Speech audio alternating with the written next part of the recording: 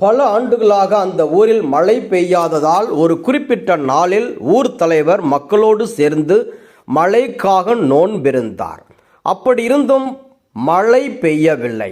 ஆகையால் ஊர் தலைவர் மக்கள் கூட்டத்தை விட்டு சற்று தனியே வந்து, கடவுளே, நாங்கள் நோன்பிருந்தும் மழை பெய்யவில்லையே, ஏன் என்று கேட்டார்.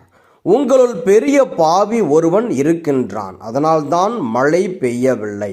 அவனை கூட்டத்திலிருந்து வெளியே அனுப்பினால் மழை பெய்யும் என்றார் கடவுள். உடனே ஊர் தலைவர் மக்கள் கூட்டத்தின் முன்பாக வந்து கடவுள் சொன்னதை அப்படியே சொன்னார். இதை அடுத்து 40 ஆண்டுகள் பெரும் பாவியாக இருந்த ஒருவன் கூட்டத்தை விட்டு வெளியேற முயன்றான். ஆனால் அவனுக்குள், இப்போது நான் கூட்டத்தை விட்டு வெளியேறினால் மக்கள் என்னை பற்றி என்ன நினைப்பார்கள் என்று நினைத்து கொண்டு தான் இருந்த இடத்திலிருந்தே செய்த பாவங்களுக்காக மனம் வருந்தி மன்றாடினான். அவன் தன் மன்றாட்டை முடிக்கும் முன்பே மழை கொட்டோ கொட்டென கொட்டி தீர்த்தது.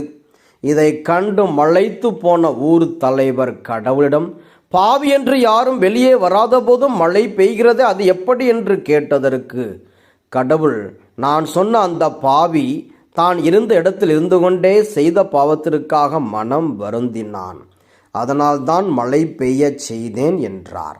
ஆம், கடவுள் பாவிகள் மனம் மாற வேண்டும் என்றே விரும்புகின்றார். அப்படி அவர்கள் மனம் மாறும்போது அவர் அவர்களுக்கு மிகுந்த ஆசியை அளிக்கின்றார். இன்றைய இறைவார்த்தை நினிவே நகர மக்களின் மனமாற்றத்தை பற்றி பேசுகின்றது. பிறவினத்தாரான அசீரியர்களின் தலைநகர்தான் நினிவே. இங்கிருந்த மக்கள் பாவத்தில் மூழ்கி போயிருந்தனர். இதனால் கடவுள் இறைவாக்கினர் யோனாவை அவர்களிடம் அனுப்பி, இன்னும் 40 நாளில் நினிவே அழிக்கப்படும் என்றார். யோனா அறிவித்த இந்த செய்தியை கேட்டு மக்கள் மனம் மாறுகின்றார்கள்.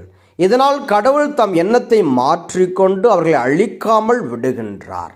இதற்கு முற்றிலும் மாறாக இறைவாக்கினர் யோனாவை விட பெரிய இறைவாக்கினரான இயேசு அறிவித்த நற்செய்தியை கேட்டு யூதர்கள் மனம் மாறாமலும் அவரை ஏற்றுக்கொள்ளாமலும் இருக்கின்றார்கள். அப்போதுதான் இயேசு அவர்களிடம், தீர்ப்பு நாளில் நினிவே நகர மக்கள் உங்களுக்கு எதிராக எழுந்து உங்களை கண்டனம் செய்வார்கள் என்றார். இங்கு நாம் 2 செய்தியை கருத்தில் கொள்ள வேண்டும். ஒன்று, கடவுளுக்கு எல்லாரும் அவருடைய மக்கள்தான், அதனால் அவர் யாருடைய அழிவிலும் விருப்பம் கொள்வதில்லை. 2, மனம் மாறுவதற்கு வாய்ப்பு கொடுத்த போதும் மனம்